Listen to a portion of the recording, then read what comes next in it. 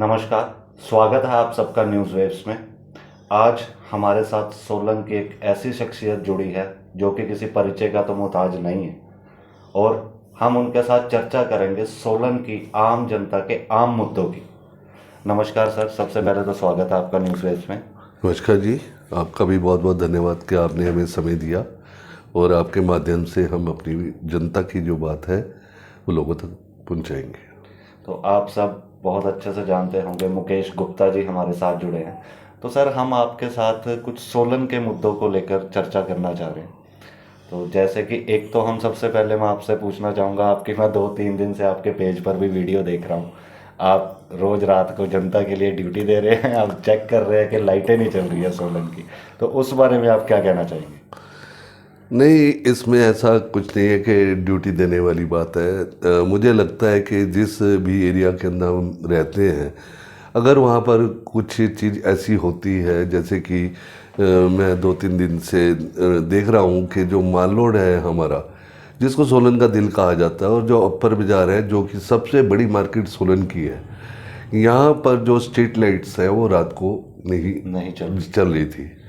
हमारी दुकानें जब तक खुली होती है व्यापारियों की तो पूरे बाज़ार के अंदर लाइट होती है, लेकिन उसके बाद जब स्ट्रीट लाइट ना हो तो ऐसा अंधेरा वहाँ पर था कि मैंने कई ये भी देखा कि जो लॉन्ग रूट की बसेस से महिलाएं ट्रैवल करके आ रही थी तो वो उनको भी जाने में एक बार हेजिटेट कर रही थी कि इतने अंधेरे से हम कैसे जाएं। परेशानी का सामना करना उनको परेशानी का सामना करना पड़ रहा था। तो इसलिए मैंने अपने पेज पे डाला कि शायद जो जिन लोगों को ये अंडर ये काम है उनको शायद इस चीज़ का ज्ञान हो कि भी ये नहीं होना चाहिए, क्योंकि आम लोगों की सुविधा के लिए ही ये चीज़ें सब बनी है। अगर उस सुविधा से कोई पीछे हट रहा है तो मुझे लगता नहीं कि वो ठीक है, इसलिए मैंने उस चीज़ को अपने पेज पर डाला था। तो गुप्ता जी की ये बात आप देख रहे हैं, एक्चुअल में ये एक ड्यूटी नहीं है, इसको एक जिम्मेवारी समझ सकते हैं हम। कि आम इंसान होकर भी जब तक आप खुद जागरूक नहीं, अपनी जिम्मेवारी नहीं समझेंगे, जिम्मेवारी केवल अपने लिए नहीं, पूरी मार्केट के लिए, सोलन सबका है। और अगर सब जिम्मेवारी समझते हैं तो कुछ ना कुछ हल जरूर निकलता है। तो सर, इसके अलावा भी सोलन में कई मुद्दे हैं। अब आप जैसे खुद एक व्यापारी हैं, तो आप देखते होंगे कि सोलन में सबसे बड़ी समस्या एक पार्किंग की आ जाती है। तो कोई भी आता है, वो अपनी गाड़ी या अपना टू व्हीलर कहीं पार्क करना चाह रहा है और उसने मार्केट में जाना है, तो वो बड़ा एक मुश्किल सा काम हो जाता है। तो इस बारे में आप क्या कहना चाहेंगे? देखिए, मेरा जो विचार है, जो भी मैं आपसे बात कर रहा हूँ, ये मेरा अपना व्यक्तिगत विचार है जी। ये किसी भी पार्टी से रिलेटेड नहीं है। जी।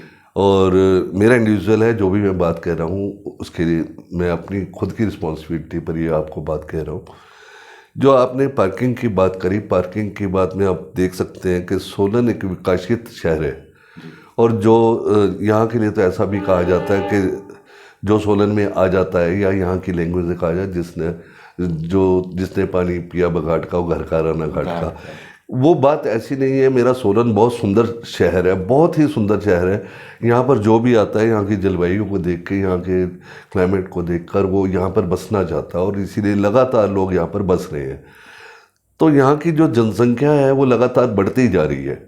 लेकिन जहाँ तक फैसिलिटीज़ की बात मैं करूँ तो फैसिलिटीज़ की अगर आप देखें, जो बात आपने की कि पार्किंग, जी, वो पार्किंग प्रपोज्ड जो थी, एक तो ओल्ड बस स्टैंड की पार्किंग प्रपोज थी जिसको कि 25 साल से ऊपर हो गए प्रपोजल जी। और इस पार्किंग के लिए मैं इंडिविजुअली आपको एक चीज़ बता सकता हूँ कि ऐसा कोई नेता नहीं होगा जिसको मैंने ये रिटर्न में नहीं दिया होगा कि इस पार्किंग को बनाया जाए। लेकिन पता नहीं कि वो जो हम चिट्ठियाँ लिखते हैं, जो हमें लेटर देते हैं, व्यापारियों की समस्या है, बहुत बड़ी समस्या है पार्किंग ना होना। हमारे कारोबार भी कम हो रहे हैं और लोगों को बहुत असुविधा हो रही है कि वो गाड़ी को आखिर पार्क कहाँ कर। तो मेरे पास रिकॉर्ड है, इन रिकॉर्ड में आपको ऐसे नहीं बोल रहा हूँ, मेरे पास इन रिकॉर्ड है, मेरे पास सारी वो चिट्ठियाँ पड़ी है, जो कि कोई भी नेता है जब भी वो सोलन आया या मुझे किसी नेता से मिलने का चांस मिला तो मैंने उसको रिटर्न में दिया है कि इस पार्किंग का बनना बहुत ज़रूरी है, क्योंकि सोलन में पार्किंग की व्यवस्था बिल्कुल भी नहीं है। लेकिन लोगों के जो भी नेता या जो भी लोग इसमें रहते हैं, उनको इस चीज़ को सीरियस लेना चाहिए। ये नहीं है कि हम एक राजनीति को करके ये बात कर रहे हैं।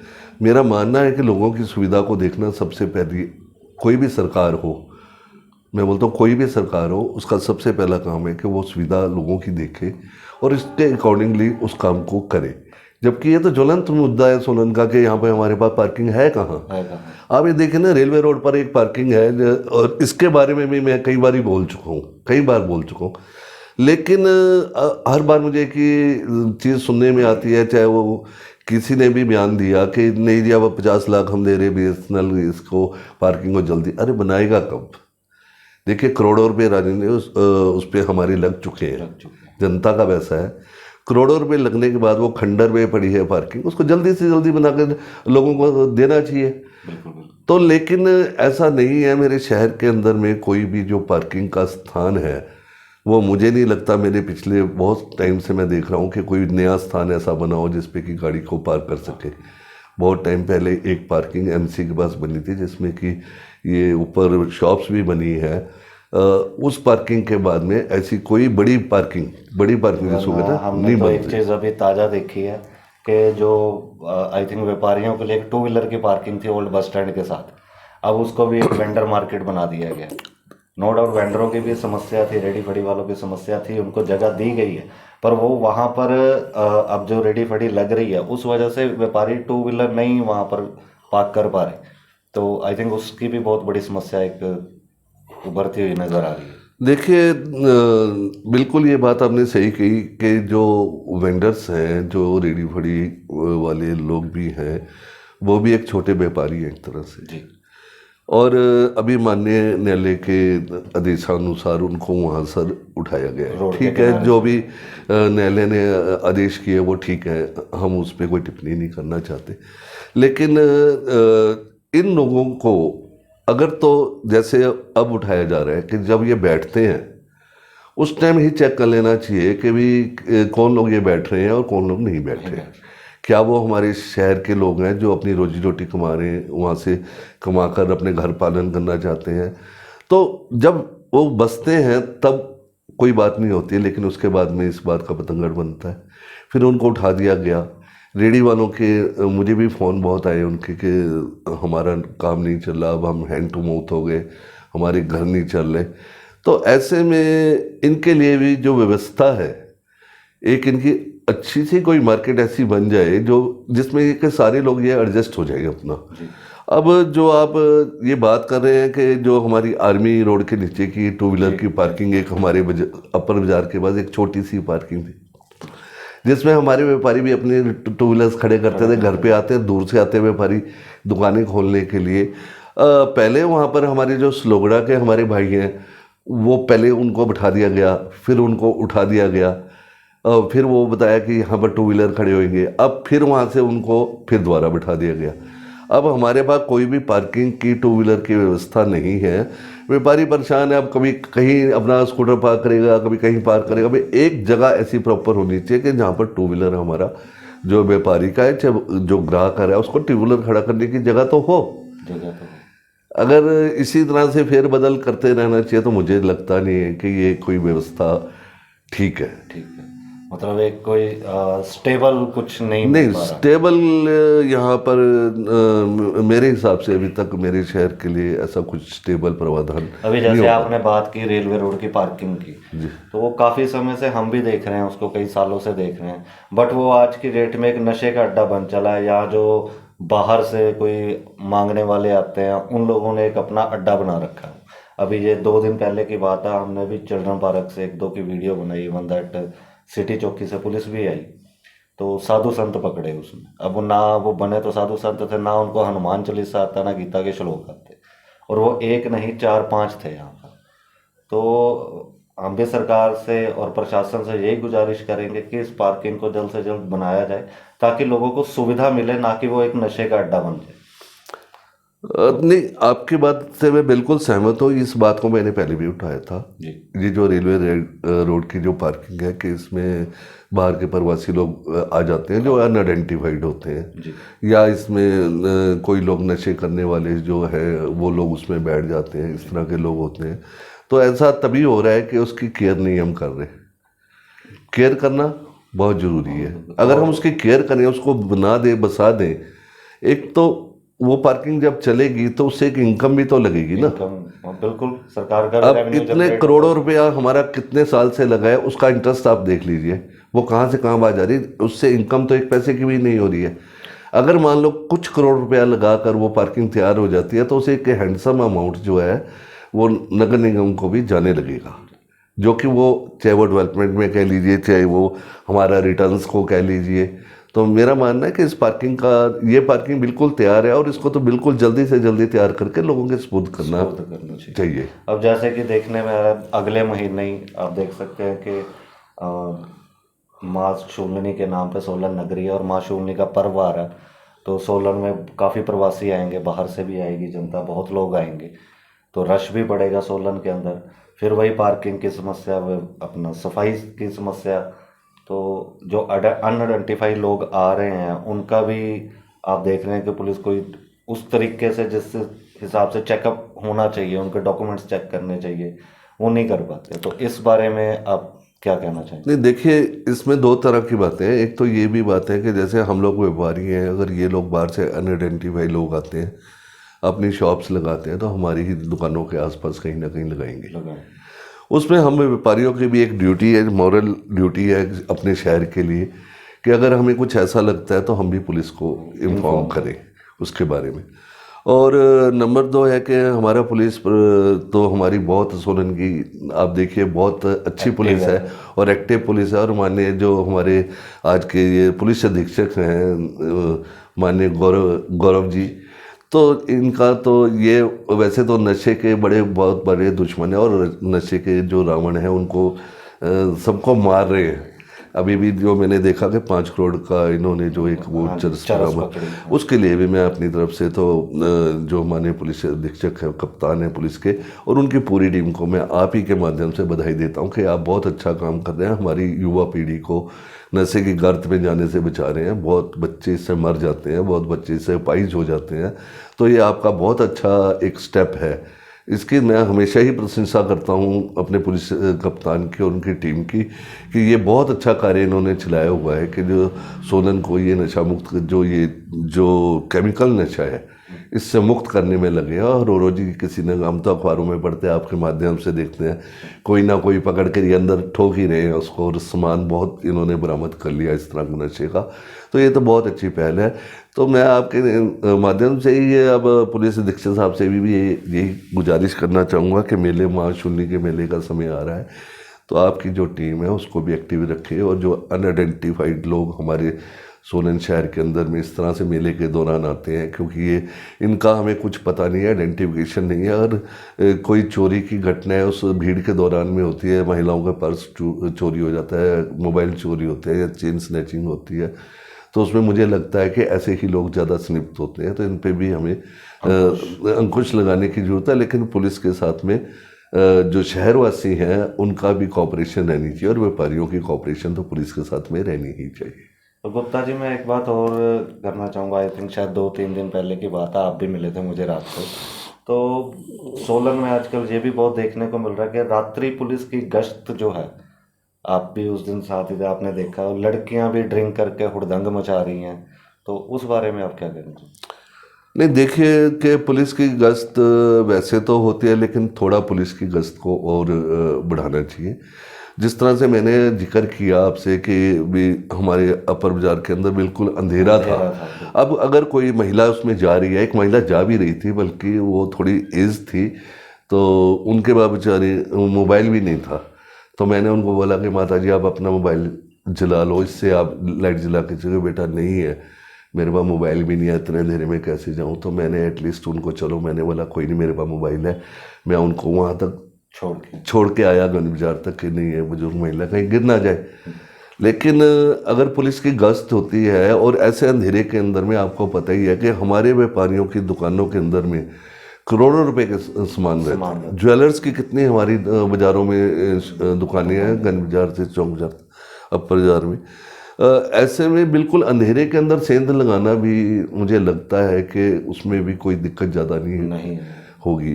भगवान ना करे कि ऐसा कोई मिसहैपनिंग अगर हो जाती है किसी दुकानदार के साथ, और सबसे बड़ी विडम्बना तो हमारी ये रहती है कि हमें अगर हमारे दुकानदार की अगर इंश्योरेंस ना हो तो महज 20-25 हज़ार रुपया हमको एक कटसी से जो पैसा मिलता है वो मिलता है। जबकि इसके लिए भी मैंने बोला था कि अगर व्यापारी का नुकसान होता है तो सरकार व्यापारी को देने वाली मुआवजा राशि जो है उसको भी बदले, उसको कुछ इस तरह इतना अमाउंट तो रखे कि उसके कुछ उसका चाहे उसका फर्नीचर ही बन जाए, 5-7 लाख रुपया तो उसको मुआवजा राशि में, क्योंकि हम व्यापारी है लगातार टैक्स दे रहे हैं। आप देखिए डोनेशन के नाम पे व्यापारी है, कोई सरकारी कोई हमारा धार्मिक कार्यक्रम होना व्यापारी सबसे आगे खड़ा है, किसी भी चीज़ में आप देख लीजिए तो व्यापारी हर जगह आगे है। तो इसलिए व्यापारियों की तरफ भी जो है वो ध्यान जो है पूरा सरकार का मेरे हिसाब से होना चाहिए। तो गुप्ता जी, अब चलते चलते हमारे माध्यम से आप आम जनता को, सरकार को और प्रशासन को अगर कुछ कहना चाहें तो। नहीं देखिए राजन जी, आपके माध्यम से ही हम सब कुछ कह रहे हैं और आपने हमें समय भी दिया है कि हम अपनी बात को रख सकें। लेकिन आपके माध्यम से मैं एक चीज़ और भी कहना चाहता हूँ कि जो एक दो चीज़ें हमारी रह गई है। एक हमारे जो सोलन के जो पार्क हैं जी, इनकी हालात जो है बद से बदतर होती जा रही है पिछले कुछ सालों से। जी, वो तो बिल्कुल देखने में आता है जी। आज के डेट में सोलन का शहर का दिल ही बोल सकते हैं। हाँ, चिल्ड्रन पार्क है पर वो तकरीबन बच्चों के खेलने के बजाय वो नशे का अड्डा ज्यादा तो बनता ये है। जो हमारे पार्क है अभी ये जबकि पुलिस भी रेगुलर गश्त पे भी रहती है। कंक्रीट में तब्दील होते जा रहे हैं, फूल खुशबू और ग्रीननेस हमें देखने को बहुत कम मिल रही है। तो ये भी एक कोई मैं नहीं समझता कि इन चीज़ों की तरफ भी पूरा ध्यान होना चाहिए। लोगों की फैसिलिटी ये है, अगर मेरा दिल कर रहा है कोई गेस्ट आया है उसको पार्क में लेके जाए, उसको घुमाए, तो हम पार्क में लेके आएंगे तो ग्रीनरीज और फूल देखने के लिए, ठंडी हवा खाने के लिए, कंक्रीट देखने के लिए थोड़ा ना आएंगे। बिल्कुल बिल्कुल। उसके अलावा जो राजन जी है, जो हमारा एक यहाँ पर सोलन में हॉस्पिटल है, मैं बहुत सालों से देख रहा हूँ कि उस हॉस्पिटल के हालात बाहर से अगर बिल्डिंग की देखी जाए तो बद से बदतर है। हमारे शहर को नया हॉस्पिटल मिल रहा है, ठीक है, बहुत खुशी की बात है, बहुत अच्छी बात है। हम लोगों को एक फैसिलिटी तो चलो एडिशनल मिलने जा रही है, लेकिन जो अभी प्रेजेंट में जो चीज़ हमारे पास है उसको वाइट वॉश होना, उसकी मेंटेनेंस होना, या उसमें जो सीटी स्कैन की मशीनें है उसको अपग्रेड करना, आज की लेटेस्ट मशीन उसमें लगनी चाहिए। ऐसी ऐसी फैसिलिटी अब आ गई है मेडिकल साइंस के अंदर में, जो हमारे ये तो डिस्ट्रिक्ट हेडक्वार्टर का हॉस्पिटल है जिसमें कि लोड बहुत है। जब पीछे मैंने बात की थी तो मुझे ये पता चला 1200 से 1400 ओपीडी हॉस्पिटल के अंदर में होती है। सिरमौर को भी सोलन ही कवर कर रहा है। तो इसको भी अपग्रेड साथ साथ करना चाहिए। अगर वो बड़ा हॉस्पिटल मिल रहा है वो ठीक है, लेकिन अपग्रेडेशन उसकी भी होनी चाहिए। नंबर 2, मैं आपके माध्यम से ये कहना चाहता हूँ, अभी पिछले दिनों मैं सब्जी मंडी के अंदर गया था सोलन की, और वहाँ पर जागरण था। उस दौरान एक हादसा हुआ कि ऊपर से पूरी ग्रिल वहाँ पर गिर गई। और वहाँ पर अगर आप हालात देखें तो उस सब्जी मंडी का भी वाइट वॉश को हुए मुझे लगता है कि 10 साल शायद हो गए होंगे शायद, क्योंकि हालात वहाँ के देखकर मुझे लग रहा है ऐसा कि उस मंडी की मेंटेनेंस नहीं हो रही है। एक उनका जो इधर का एरिया है जिसमें फड़ लगती है, वो फड़े लगनी थी, वो करोड़ों रुपए की प्रॉपर्टी बनी हुई है उस साइड में, लेकिन उसके अंदर एक भी लाइट नहीं। सफाई व्यवस्था वहाँ पर अगर आप देखें तो हम ऊपर के, मैं सेकंड फ्लोर पर उसमें गया था तो वहाँ पे इतनी बदबू थी कि लोग वहाँ पर जो बाहर से लोग आए थे, जो बच्चे जो बाहर से वहाँ जो टीम वहाँ से आई थी उस जागरण के अंदर, जब वो बच्चे ऊपर गए, अंकल यहाँ पर बदबू क्यों है इतनी ज़्यादा, तो हमारे लिए बड़ा शेमफुल था। तो खैर हमने तो उस टाइम मैनेज किया, फिनाइल मंगाई, सफाई कराई, चलो उन बच्चों को भी प्रॉब्लम नहीं, लेकिन उसका इम्प्रेशन अच्छा नहीं जाता। जो शहर के अंदर चीज़ें हैं उसको हमें मेंटेन करना पड़ेगा। इसके अलावा अब सोलन के अंदर में पार्किंग की दिक्कत, हमारे फड़ी वाले दोस्त, हमारे रेडी वाले लोगों की दिक्कत, और बहुत से ऐसी दिक्कतें हैं। तो मैं आपके माध्यम से एक चीज़ बोलना चाहता हूँ। सपरून के अंदर में अगर एक बहुत बड़ा पहाड़ खड़ा है, आपने भी देखा होगा, और अक्सर जब भी बरसात होती है उस पहाड़ से मिट्टी और पत्थर जरूर गिरते हैं। पिछले दिनों भी वहाँ से जो है वो पत्थर गिरे, मलबा गिरा, स्पाटू रोड बंद हो गया। अक्सर उस पहाड़ से स्लाइड्स होते रहते हैं। सोलन की आबादी को देखते हुए अगर उस पहाड़ को पूरा कटिंग कर दिया जाए और वहाँ पर एक बहुत बड़ी मार्केट को डेवलप कर दिया जाए, जिसमें मेरे रेडी वाले भाई भी सारे उसमें एडजस्ट हो जाए, जिन लाइसेंस होल्डर्स हैं उसमें चले जाएं, और हमारी जो स्लोगड़ा के हमारे भाई लोग हैं अगर उनको बसा दिया जाए, तो मुझे लगता है कि पब्लिक बहुत ज़्यादा उसमें नंबर्स में वहाँ जाएगी, क्योंकि एक मार्केट के अंदर बहुत सारी ऑप्शन होगी। उसके अलावा वहाँ पे एक बहुत बड़ी मल्टी स्टोरी पार्किंग भी बन सकती है, और उसके अलावा नीचे शॉपिंग कॉम्प्लेक्स भी उसमें बन सकता है। मुझे लगता है कि अगर उस पहाड़ को काट के अगर किसी के अंदर जिल हो और एफर्ट्स करे, उस पहाड़ को अगर काट दें और उसमें ये चीज़ें सब डेवलप कर दें, तो मैं बोलता हूँ करोड़ों रुपए की इनकम जो है वो लग सकती है। और उसके अलावा सारी जो हमारे सोलन की दिक्कत है वो भी ख़त्म हो सकती है। सोलन का प्रवेश द्वार है, बिल्कुल। प्रवेश द्वार की सुंदरता भी कुछ अलग ही देखने को देखिए वहाँ पर इतना बड़ा प्रोजेक्ट बन सकता है जितना हम लोगों ने सोचा भी नहीं होगा। बात अगर फंड्स की करें कि भाई हाँ जी इतने फंड्स कहाँ से आएंगे, तो ऐसा कुछ नहीं है। जैसे कि आप देख रहे हैं राजन जी के हम चाहे परे हमारे जो हमारा उन्ना वगैरह का एरिया है या और एरिया है, उनमें रेल लाइन भी लाई जा रही है, जिसमें कि 1500 करोड़ 2-2000 करोड़ रुपए का खर्चा वहाँ लग रहा है। तो सोलन तो एक कमाऊ पुत्र है, आपको भी पता है कि सोलन जिला एक ऐसा कमाऊ पुत्र है जो सबसे ज़्यादा रेवेन्यू मुझे लगता है कि सरकार को देता होगा। तो यहाँ के लिए भी अगर इस तरह के अमाउंट को हम चाहे सेंट्रल गवर्नमेंट से सेंक्शन करा के लाएं, अगर इस काम को हम कर दें, तो सोलन की सूरत और सीरत दोनों ही बदल जाएगी और लोगों को इतना फ़ायदा इससे मिलेगा।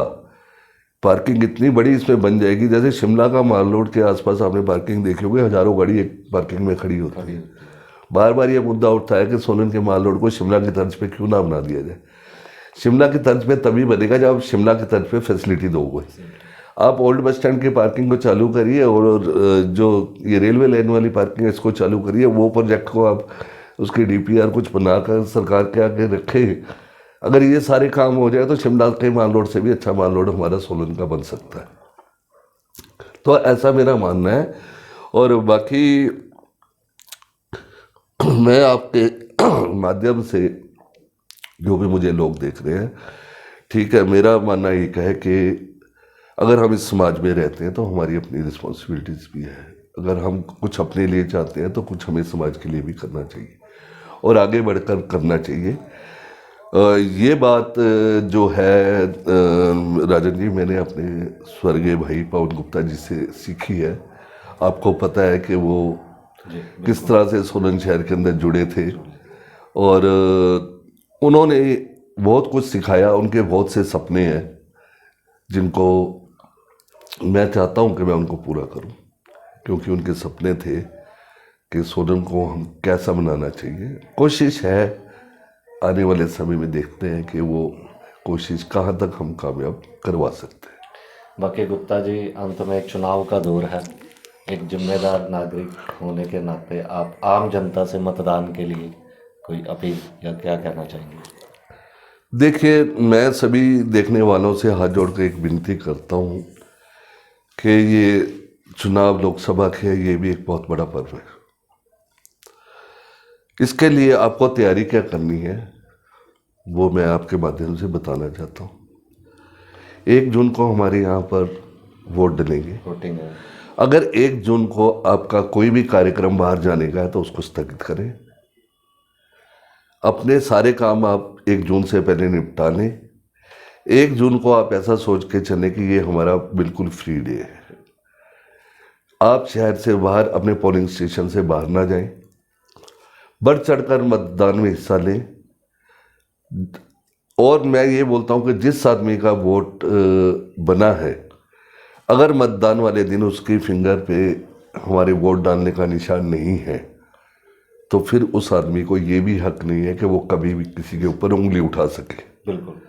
इसलिए आप बढ़ चढ़ कर मतदान करें, इतना मतदान करें कि सोलन, हमारे हिमाचल के जो लोग हैं, और उनको ये कहा जाए कि वाकई हिमाचल के लोग अपने वोट की वैल्यू को जानते हैं, समझते हैं। और आपको पता है कि हमारा एक एक वोट जो है सरकार चुनने में सहयोग करता है, और देश की प्रगति के लिए हमारा एक एक वोट बहुत कीमती है। इसलिए आप ज़्यादा से ज़्यादा संख्या में अपने घरों से निकलें, अपने आस पड़ोसियों को भी बोलें, अपने फैमिली को भी तैयार रखें कि हम सबसे पहले मतदान करेंगे, उसके बाद हम जलपान करेंगे।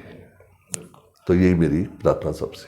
तो गुप्ता जी, आपने हमें समय दिया, शहर के ज्वलंत मुद्दे उठाए, तो हम भी प्रशासन से, सरकार से यही गुजारिश करेंगे कि इन मुद्दों की ओर ध्यान दें, ताकि आम जनता की जो समस्या है, परेशानियां हैं, वो इससे निजात पा सके। आपका हमारे साथ जुड़ने के लिए बहुत बहुत धन्यवाद। आपका भी बहुत बहुत धन्यवाद और न्यूज़ वेब का भी बहुत बहुत धन्यवाद। आपने मुझे समय दिया, आपने मुझे मौका दिया और आपने मुझे इस काबिल समझा कि मैं अपनी बात को आपके माध्यम से रख सकूं। और मैंने ये भी कहा है आपको कि जो भी बात है मेरी व्यक्तिगत है, किसी पार्टी से जुड़ी हुई नहीं बात है। और आपका मैं आज में धन्यवाद करता हूँ। और इसी के साथ दर्शकों, हम लेते हैं इजाज़त। बहुत जल्द ऐसे ही ज्वलंत मुद्दों के साथ आपके साथ जुड़े हैं। आपकी क्या राय है, हमें कमेंट बॉक्स में जरूर बताएं। धन्यवाद। और फिक्र हमेशा मेरे साथ रहता है। भूषण ज्वेलर्स, अनमोल रिश्तों के लिए।